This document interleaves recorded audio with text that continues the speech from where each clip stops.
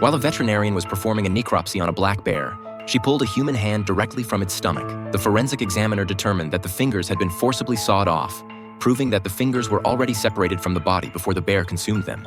This led to the conclusion that this was a murder and dismemberment case, and feeding the remains to the bear was simply the killer's method of disposing of the body. The investigators then contacted the local sheriff, who reported that no men had been reported missing.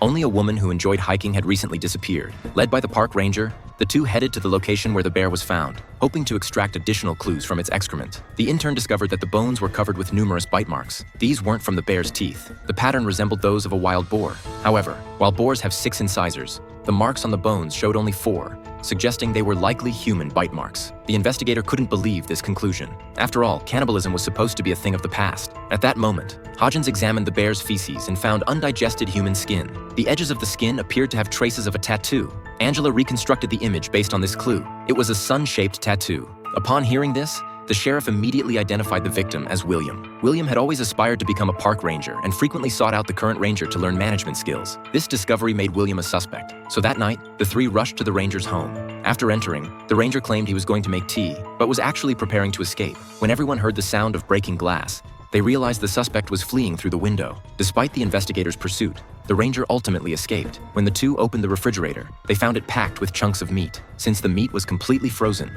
further testing was needed to determine whether it was human flesh. However, the results showed it was bear meat. The ranger had fled because he had illegally killed a black bear. Hodgins detected traces of white truffles in the feces. This type of fungus typically comes from a specific mushroom, allowing the police to search areas where such mushrooms grow to locate the victim's remaining body parts. Led by the ranger, they soon found what they were looking for.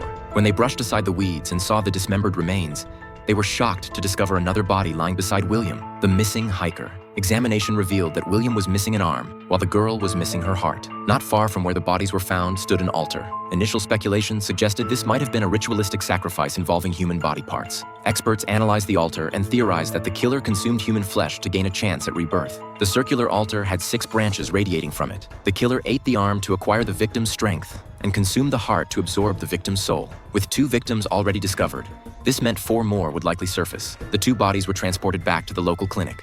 Both had died from gunshot wounds to the head. Hamid examined the teeth marks on an apple and found they didn't match the bite marks on the arm, eliminating the ranger as a suspect. Seeing this, the ranger told the investigators that William, the delivery man, and the female veterinarian had an unusual relationship. All 3 were involved in an improper affair. If William and the veterinarian were so close, why hadn't she reported his disappearance? After the conversation, the investigator obtained the veterinarian's dental impressions. Meanwhile, the intern examined the deceased girl's chest cavity and discovered that the incision marks were made by a sternal retractor.